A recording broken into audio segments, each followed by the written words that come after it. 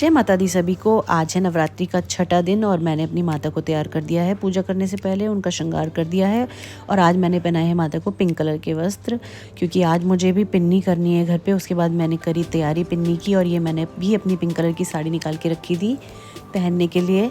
उसके बाद मैंने सारा ये श्रृंगार का सामान सबको लगाया जाता है, 7 सुहागिनों को जिमाया जाता है और उनको श्रृंगार का सामान लगाया जाता है और दिया भी जाता है। तो वो मैंने सब तैयार करके रख लिया था एक तरफ। फिर धीरे धीरे सब जिनको मैंने बुलाया था, भाभियाँ सब फैमिली वाले थे, वो आने शुरू हो गई। आज हमारे घर है माता की पिन्नी और सबसे पहले आई हैं ये और उसके बाद आई हैं ये वाली भाभी। जय माता दी। और ये सबसे छोटी कन्या आई है हमारी। सबसे पूछूंगी, हाँ क्वेश्चन पूछूंगी। और यहाँ मैं कथा पढ़ने लगी थी तो मैं सबको कह रही थी कि सब शांत होकर बैठे, मैं सबसे क्वेश्चन पूछूंगी कथा में क्या हुआ था करके। फिर हम सब लोगों ने साथ साथ एक एक करके सब लोगों ने भगवान की आज्ञारी करी माता की। उसके बाद हम सब लोगों ने साथ में आरती करी और एक एक करके बारी बारी से सब लोगों ने करी, माता को श्रृंगार चढ़ाया और हवन किया।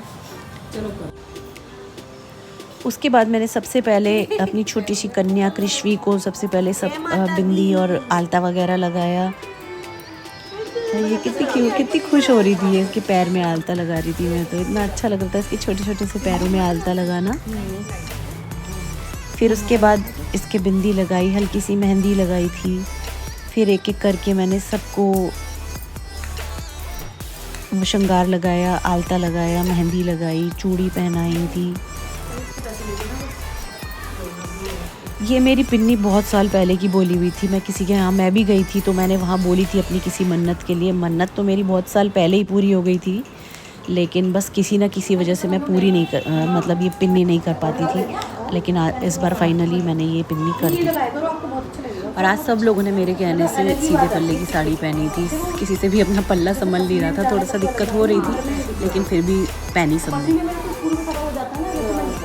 धोखे लगा लेती हूँ तो उस पसीने से सारा हो जाता है, सीधा बैठ गए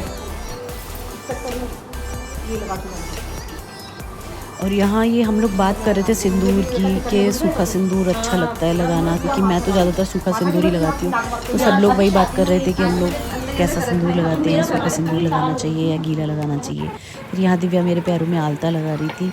उसके बाद ये पिन्नी दी जाती है सबको। ये इसमें वैसे बेसिकली पिन्नी जो होती है वो मावे की होती है, मावा और चीनी मिला के बनती है, क्योंकि उसका एक मतलब अमाउंट होता है कि इतनी ही सबको, इतने में से ही सबको खिलाई जाती है। पर आजकल सब लोग खा नहीं पाते हैं, वो फिर कम करते रहते हैं, तो इसलिए अब ये यहाँ पे रबड़ी का चलन चल गया है कि रबड़ी में पिन्नी में सबको रबड़ी खिलाई जाती है। फिर यहाँ एक एक करके मैंने सबको पिन्नी दी। और इस समय पे ये होता है कि कोई कुछ बोलेगा नहीं, बिल्कुल चुप रहना होता है। और जब तक हम उसको खा नहीं लेते, जीभ नहीं लेते, तब तक हमें कुछ बोलना नहीं होता है। हम चुपचाप बैठ के सब लोग ये खाते हैं और ये अपने पल्ले से सबको दी जाती है। फिर मैंने धीरे धीरे सबको दी और हम लोगों ने सबने एक साथ बैठ के ये माता का प्रसाद ग्रहण किया।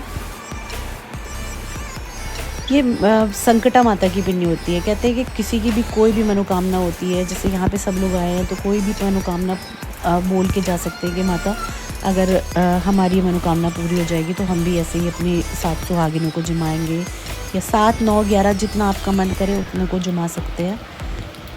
और मैंने भी ऐसे ही कभी बोली थी। खैर मेरी मन्नत तो बहुत साल पहले ही पूरी हो गई थी, लेकिन मैं बस किसी न किसी वजह से कर नहीं पाती। और आज इतने सालों के बाद ये मुझे मौका मिला माता की पिन्नी करने का, और बहुत अच्छा लगा, मुझे बहुत ही अच्छा लगा। एक मतलब कहते हैं ना पॉजिटिव वाइब्स आती हैं। ऐसा नवरात्रों में तो वैसे भी हर चीज़ से पॉजिटिव वाइब्स आती हैं। फिर सब लोगों ने पूजा पाठ जब हमारी संपन्न हुई, उसके बाद सब लोगों ने फ़ोटो वगैरह क्लिक करी और मैंने सबके लिए यहाँ बना के रखा था नाश्ता। सब बने की सब कुछ खाना कैसा लगा? बहुत अच्छा आपको? बहुत टेस्टी, बहुत अच्छी चटनी, वाज वेरी डिलीशियस, बहुत टेस्टी था। So yummy. और सारी भाभियाँ यहाँ मुझे बता रही थी कि सब कुछ बहुत अच्छा बना था। चटनी भी सबको बहुत अच्छी लगी थी, यहाँ तक कि भाभियाँ मुझे बोल के गई थी कि चटनी की रेसिपी ज़रूर शूट करके डाल देना। फिर थोड़ी देर हम सब लोगों ने गप्पे मारी, फ़ोटोज़ वीडियोज़ वगैरह क्लिक करे, एक साथ मस्ती करी और फिर सब अपने अपने घर चले गए। बहुत अच्छा लगा इतने दिन बाद फिर शाम में बच्चे बहुत जिद कर रहे थे, ऐशवी और युवान दोनों के, इन्हें चैती वो मेला जाना है, रामलीला मेला जाना है, झूला झूलने हैं। फिर हम भी चले गए। फिर हमने वहाँ पे अपनी वही फेवरेट फलौरी खाई। बहुत ही ये व्रत की फलौरी बनती है एकदम अच्छे साफ़ सुथरे तरीके से। बच्चों ने नूडल्स खाए। फिर इन लोगों को झूला झूलना था, इन लोगों को झूला झूलाया।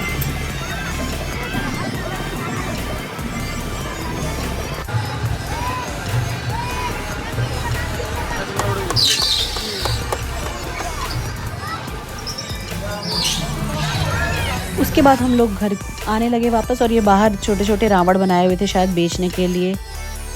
और दशहरे के दिन रावण को भाई अपनी करनी की सज़ा मिलने वाली है, इसलिए परस्त्री पे नज़र नहीं डालनी चाहिए। तो ब्लॉग कैसा लगा आपको? अच्छा लगा हो तो लाइक कमेंट शेयर ज़रूर कर।